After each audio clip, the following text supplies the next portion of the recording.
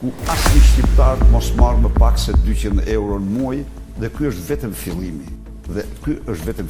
Sali Berisha, lideri i opozitës, ka kritikuar qeverinë dhe politikat e saj mbi çmimin e naftës, duke cilësuar atë si një barë të padrejtë për qytetarët.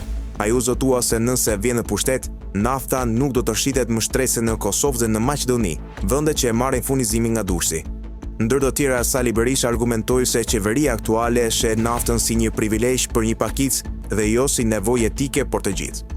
Në fjalën e tij, ai foli edhe për gjendjen e pensionistëve, duke theksuar se pensionet shqiptare kanë mbetur mbrapa krahasuar me vendet e rajonit. Ai premtoi vendosjen e një minimumi jetik prej 200 eurosh në muaj dhe një plan ekonomik për zonat veri lindore. Po ashtu ai u angazhua për krijimin e zonave të lira kufitare me Kosovën dhe mbështetjen e investimeve përmes lehtësimeve fiskale.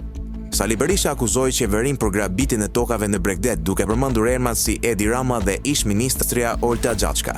Sipas tij, toka u është marrë padrejtësisht banorëve dhe ai premtoi riktimin e pronave tek pronarët legjitim. Ai përmendi rastin e Fredi Belerit, të cilin e cilësoi si viktimë të një skeme politike.